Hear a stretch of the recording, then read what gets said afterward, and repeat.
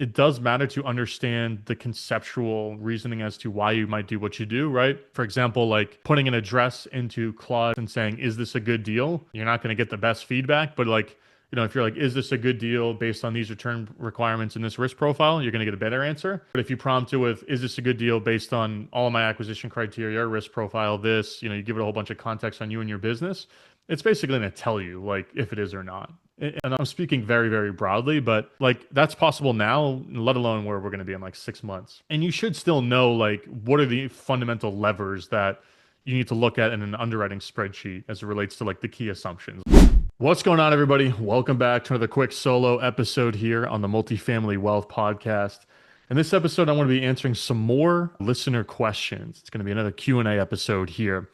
And kind of two big ones that I want to answer in this one, or I should say in this episode, because I want to go a little bit longer on my answer to both of these.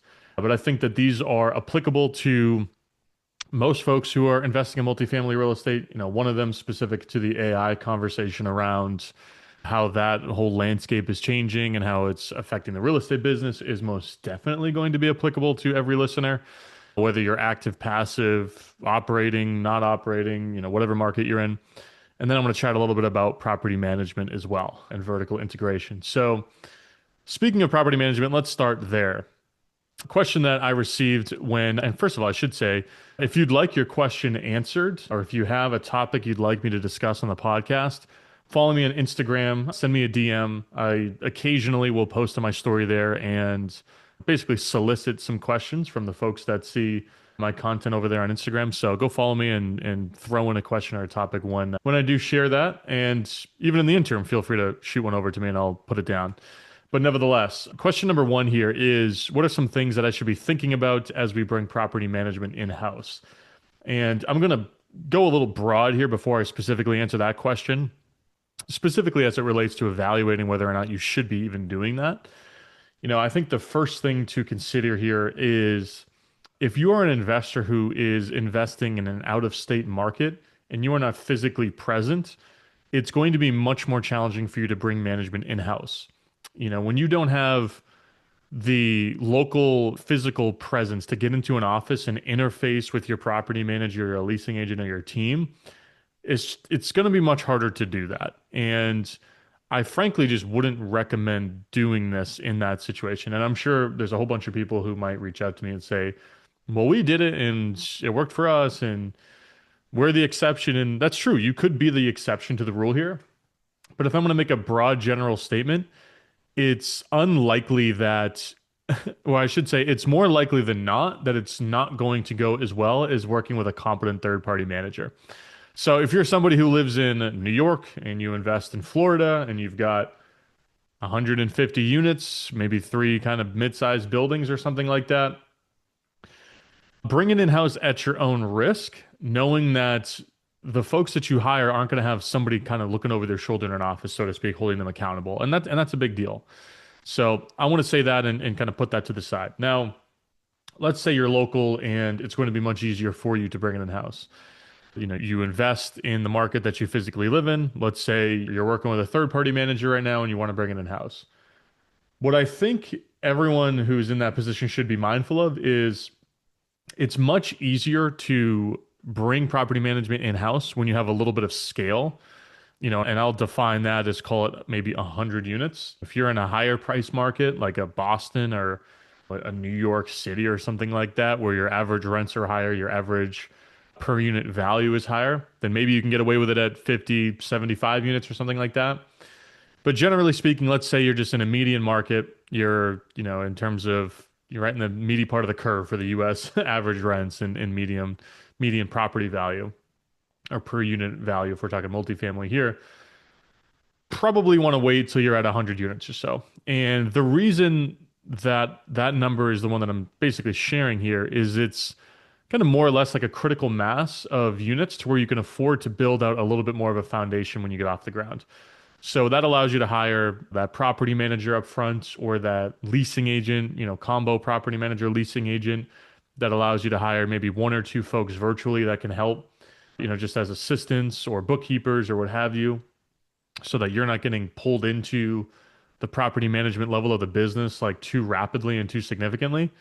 It allows you to invest a little bit more upfront in software and tools to kind of build the foundation right. And the inverse of this is you start a little too early, right? You bring it in house at 50 or 25 or 35 or whatever, and you hire that property manager, but you're paying them more than what the properties are producing in, and call it rent, and then downstream from that, whatever management fee you're taking off the top of the properties that you own or manage here. And you're just behind the eight ball, and it and it can stress out that whole process a little bit more, and it may force you into a position to where you make an acquisition to justify the decision to bring the management in house that violates your underwriting criteria, right? Or just you fundamentally do a bad or mediocre deal just to get to that critical mass, which is what you want to avoid. So let's say you are at that critical mass. You're at this 100 units or 75 if you're in a high price market, or 150 if you're in a low price market, whatever it might be. And you're looking at, like, let's say I take 4, 5, 6% off the top of my revenue, and I can justify the right hire, a VA, some software, some tools, etc. First things first is you want to hire a good leasing agent first and foremost. And now this leasing agent is probably going to be, this first hire is probably going to be a leasing agent slash PM. Like, they're probably going to be a little bit more of a generalist that's handling a lot of different tasks. But you want to prioritize good leasing skills, good sales skills, good people skills in this first hire. Because at the end of the day, leasing revenue, lowering your vacancy, maximizing your rents, etc., like that still trumps everything else. That's still the most important thing to get right in this whole process. So you want to make sure that first hire is somebody who is going to lease well. And if they're a good PM as well, and they got good people skills, and they can handle challenging resident situations, even better. But it's much easier to find a, good PM that's kind of like average leasing skills, average sales skills than the inverse of that. So you want to start out with someone who's got good leasing skills. Number two, like I mentioned, you want to hire 1 to 2 VAs. I think the two big ones that you want to hire is, number one, going to be some type of bookkeeping focused VA who's maybe doing some other stuff. The big thing that people don't realize when you work with a third party management company is they're getting all your utility bills, they're getting all the bills from the landscaping company, the plowing vendor, they're getting, they're handling the invoicing and the billing with the maintenance people and the GC, the insurance folks. Like, there's a lot of paper cut related bookkeeping and kind of mail management that occurs when you take over the management of your own buildings. So you want to hire somebody to take that off your plate, because that's fundamentally a pretty low dollar per hour, task. You don't want to give them free reign though. They should be like inputting bills into your property management software and teeing them up for you to like do final approval on. But they should be the one who's entering it and actually working through that process and kind of managing that. The other VA is probably going to be more of a general like property management assistant type of VA, or remote team member. They're going to help with sending out reminders for rent payments to tenants, right? That maybe didn't pay by the third before they get a DFR. They're going to be the ones who are maybe helping to create online listings for your leasing agent. They're going to be helping with interfacing with housing authorities when taking over, management of a building or whatever, or onboarding a tenant and sending over the information for the property and the management company and all that. So they're going to be more of like a generalist as well, that kind of helps with a bunch of different things on the PM and leasing side. And if you're really, really early, maybe the person who's doing the bookkeeping is also helping with that. But if you're at that 100 unit mark, you're probably going to want somebody who's virtual doing your bookkeeping and working as an assistant as well. And if you hire a really good one and they speak English well, they should be answering your company phone line. And that's going to be one of the biggest value adds that they can provide, is answering phone call and routing to the relevant folks in the business. Next thing you want to make sure that you do is get your software right up front. So what you don't want to do is onboard with a half-assed, less expensive property management software or leasing software, and then have to make a change later once the business grows a little bit. So for example, like, you want to lead with a really good PM software as your backbone. We use Appfolio. I think Appfolio is one of the industry leading softwares. We love Appfolio. We have great things to say about Appfolio. And there's a cost, right? It's a little bit more expensive than like a Buildium or some of the, real less expensive options like Turbo Tenants or what have you. So start with the end in mind. You want to build a good foundation, and you're better off paying a little bit more upfront to further professionalize the business and to prevent the need to switch later. And that goes for all of the different software solutions you might have, whether that's, your leasing software, whether that's going to be your, maybe you have some like smart management software or something like that. Maybe that's, I'm thinking of some of the other big ones that we use. Maybe that's like your kind of informational backend, like you're going to commit to like a company subscription to like a Notion to store all of your company information versus kind of half-assing it with Google Drive right now and then having to change later. So the big takeaway there is like do all of this right up front and pick the tools that you're probably going to continue to use when you get to, when you go from 100 to 250 to 500 to 750 to 1000, etc. Next tip is build your SOPs early and often. Get in the habit of building out all of the, again, foundational systems and processes really, really early and start to store those in some type of company database. We use Notion in our management company. Look up Notion if you want to learn more about this, but basically that's where we store all of the different processes, systems, etc. When we hire someone and they're like, well, how do we, what's the move-in process look like? Or how do we serve a demand for rent? Or what do we include in our listing descriptions for rental units? They just go into Notion. You can search it. They have AI functionality. It takes 2 seconds. You figure it out, right? This is where we have all of our templates for our leases, for our change of management letters, for cash for keys, like all of the different templates that we use in our business on a recurring basis. All of that lives in there. Training videos, all that stuff. So you want to just get in the habit of doing that like right off the rip because you want to get as much out of that or much of that off your plate as you can so that you can easily train the next person who's going to handle it. Lastly is the second that you can afford a good maintenance guy, you got to hire one because they're going to make your life far, far easier than relying on vendors. So, the math for this is easy. It's like take all the properties you manage, look at what you spend on maintenance. The second you can even remotely get close to hiring someone at a high dollar per hour wage that gets you a maintenance tech with good talent and a positive attitude, make that hire, keep them happy, because your life will be infinitely easier when you can just delegate all of your maintenance calls to somebody in-house whose time that you manage versus constantly trying to go out to some third party vendor. Lastly, I think in closing here, because I've went somewhat long on this question, is you need to have you need to be really patient. I think would be the best way to put this. Bringing management in-house is harder than it seems at the onset. There's a lot that you have to do. There's a lot of kind of foundational development that needs to be done in order to operate the business or the management side of the business effectively. You're going to get sucked in if you're an owner who's bringing it in-house and you're doing, you're trying to balance like the management side with the acquisitions, with the capital raising, et cetera. And everything you do up front needs to be through the lens of this is worth it because it's going to make it easier for me to raise money and it's going to make the deals that I buy more profitable.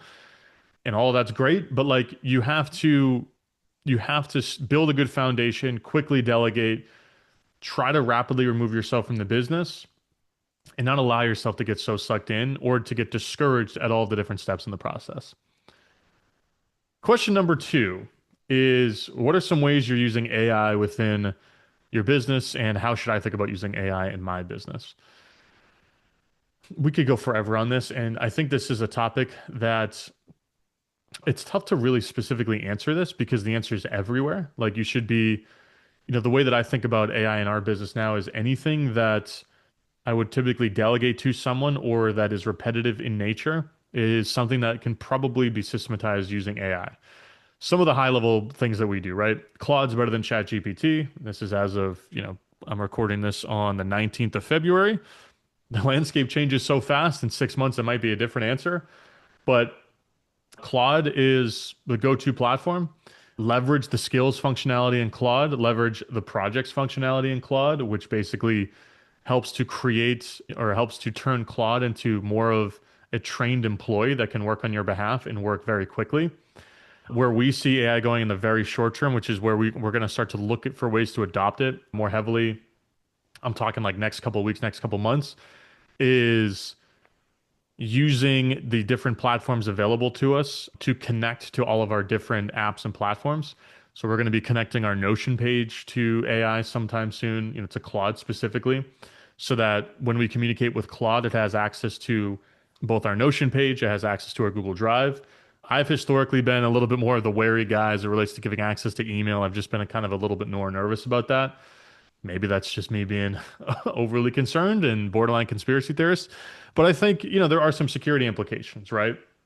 And I want to be sure that, all of my data is protected. So what we're going to probably end up doing here is creating some general email inboxes that we connect Claude to that are more operations focused to where we can increase the contextual understanding of what we call our medium into all these tools, which is still Claude. And as you give all of these AI tools more access to information, the more useful they become when done responsibly.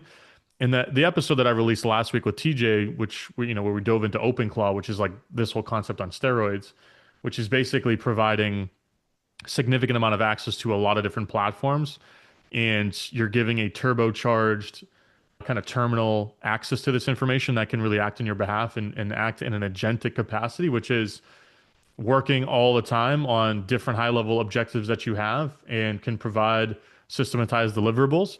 That's where this is going in the short term. And we're just trying to figure out how to access that type of tool the second it's a little bit more available from a technicality standpoint. One of the big things that just happened was Meta bought Manus, excuse me. And Manus is an AI tool that has a handful of different functionalities. They can help create presentations, create videos, do extensive research. Like there's all kinds of different tools within Manus.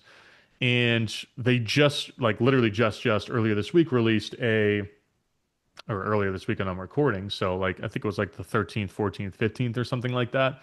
They released Manus agents. The big thing here is that it connects to Telegram, which is a messaging platform. And this is where we're going in the very short term is AI meeting people where they are, which is on their, cellular device, on an iPhone, on the road, etc., and basically allowing you to train your AI agent on all of the fundamental skills that it needs to help you on a regular basis. And then you interface through some type of, messaging platform, right? Today it's Telegram, tomorrow it might be WhatsApp, soon it's going to be iMessage, but like where you text your AI while you're, at a showing saying, I'm walking a property at 123 Main Street in Manchester, New Hampshire, run all the rent comps within a mile, send it to my email, use this skill to process this. And it's working while you're doing everything you got to do, almost like an assistant would be. So we're getting ready to figure out how to really leverage that within our business. We aren't doing that yet, but it's coming soon. Now, hopefully that's of value to the folks that are listening. But what I want to touch on even above and beyond that is just a bit of I kind of like capturing my general thoughts on the marketplace, specifically as it relates to how AI is changing the marketplace, because I think it changes where we focus our time in our business. As we are all aware, AI is going to commoditize any, let's call it analytical skills. So your ability to underwrite, your ability to assess markets, your ability to do research doesn't matter anymore. It just doesn't matter. Like those aren't skills that matter. It does matter to understand the conceptual reasoning as to why you might do what you do, right? For example, like putting an address into Claude Opus and saying, is this a good deal? You're not going to get the best feedback, but like, if you're like, is this a good deal based on these return requirements in this risk profile? You're going to get a better answer. But if you prompt it with, is this a good deal based on all of my acquisition criteria, risk profile, this, you give it a whole bunch of context on you and your business, it's basically going to tell you like if it is or not. And I'm speaking very, very broadly, but like that's possible now, let alone where we're going to be in like 6 months. And you should still know like what are the fundamental levers that you need to look at in an underwriting spreadsheet as it relates to like the key assumptions. Like, are you like the cap rate you're assuming, the rent growth numbers you're assuming, like all of that stuff still matters. But like, frankly speaking, this whole skill set's being commoditized. And it has already been somewhat over the last 3, 4, 5 years, but like that's on steroids now. Same thing with research, pulling rent comps, pulling sales comps, like the data is so extremely available and it's so readily accessible with all of the AI research functionality we have through Claude, Manus, all these tools. None of this stuff matters. None of it's going to matter. So where do we focus our time as real estate investors? Given that informational asymmetry is going to it's not going to be the source of like the same type of edge or source of alpha as it once was. Back in, I mean, I don't know, pre 2020, like 2015 when I got into this, 2005, even better example, 1995, 85, perfect examples where information was opaque. It was really hard to access the rent comps and the sales comps and all this info. So research was an edge, like knowing what the property was renting for down the street and knowing what this property sold for down the road, like all of that stuff really mattered. And you might get the seller who's like, I think I'm getting market value at $1 million for this building, but a similar one sold down the road for 115, and you're like, all right, I'm buying with with some equity here. Now the information is going to be in everybody's face all the time. Like even the unsophisticated sellers that aren't in this on a day-to-day basis, they could like the access to AI is going to become so ubiquitous that they go into Claude Opus deep thinking or they go into a Manus research and they just type in what is my property worth at 123 Main Street? Here's the rent roll. Here's the tax card. It's in good condition. And they're just going to pull all of the information and just be like, this is what it's worth.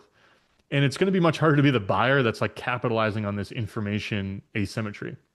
So we got to find an edge in some other ways. And I think it's going to come in just operating more effectively. AI can help you operate better. It can help you make better decisions. It can help streamline your management company. You can use conversational AI to help with leasing, to help with tenant conversations. But at the end of the day, like people are going to renovate units, people are going to do the maintenance on units, people are still going to be involved from a customer service standpoint and renovating more effectively, renovating faster, renovating on budget, renovating to a level that more closely aligns with what the demands are in that marketplace. Like all of that stuff, leasing quickly because you've got a good leasing agent in addition to whatever you're doing on the AI side. That's going to be a source of edge much more so than it has been in the past.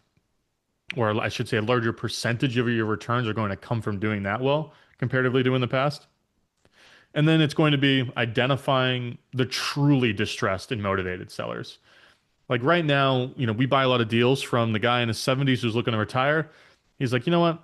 I don't have to walk anybody through this. Like, I'm willing to sell it at a price that is kind of around what makes sense for me to get, at least as it relates to like what I feel like I should get. Maybe that's the $1 million I use that as an example. And they know that, yeah, maybe I could get a little bit more, but like they still don't really know how to access the information to tell them that, what their property is actually worth. They're happy with $1 million because they bought it for 300 grand 15 years ago and they just want to sell. And there's some motivation, but like not a ton. Like they still, if somebody was like, just do this to go get the information to really understand what it's worth, they might do it. They'd probably do it, but they're still kind of acting out of ease right now. In the future, as I mentioned, I think that's going to be less common because the information is going to be so much more in front of everybody's face. So the edge is going to come in the situation of being like a well-capitalized and creative buyer where that seller, or I should say maybe there's another seller that's like, my loan term's coming due. Like I was working through a refi. I was kind of on the fence of refinancing or selling, but I decided to refi and we were supposed to close a couple weeks before my loan term came up. But that bank just rug pulled me and they're not going to close and my term's coming up in 30 days and I got this massive extension fee or some default penalty interest rate that's about to kick in. I got to close now. And they sell at a price that's really compelling, even though they have the information at their disposal that tells them, no, you could get more, but like their situation dictates they got to get out of it. Or, you got the guy who's self-managing 15 units and he didn't screen them well or whatever. And he's got 3 units that are trashing the property and he's got to evict them. And it's just becoming a situation that's out of his control. And he's like, yeah, I know that this property, if it was being operated well, would sell for 2 million. But like I'm losing a ton of money every month and I just can't do this anymore and I got to get out of it. I'm willing to sell it for 1.75 or 8 or whatever it is. Like those are the situations where you're going to be able to find that edge, right? And to capitalize on the edge that's available. And then that's going to come to how well do you market yourself in the marketplace? How well do you get in front of sellers? What's your ability to like sell you and your business to a seller or a broker? And that's all soft skill stuff, right? That's all building interpersonal relationships. That's all being likable. That's all being easy to work with, which AI is not going to replace anytime soon.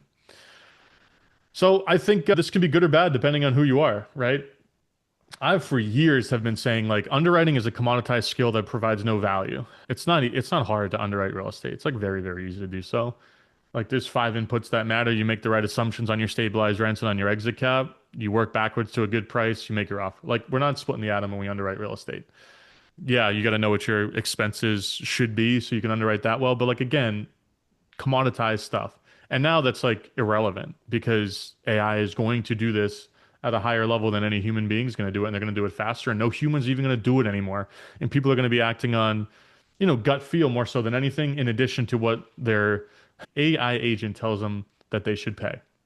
So focus on how to develop edges operationally and focus on how to find compelling opportunities. And downstream from that is build a presence that makes you desirable to work with and top of mind with all of the folks who are, gatekeeping the deals in your market, whether those are the brokers, the referral partners, or just the sellers themselves. Hopefully you found this episode helpful and or insightful. And if you did, please leave the show a rating and review as it helps it get noticed by more folks. And again, I appreciate everybody who's listened over the years. We got some cool stuff coming up here soon. About to sign a lease with a podcast studio, which I'm extremely excited about. So I'm going to be producing some in-person interviews with some great video content coming soon. And I think one, those clips are going to look way better on the Instagram. But two, I think those conversations are going to be even better because the in-person conversation, I think, is a lot better than the virtual one. So got some great stuff planned for the podcast here in the short term and then in the near future. But again, thank you all for listening, and I'll catch you guys on the next episode.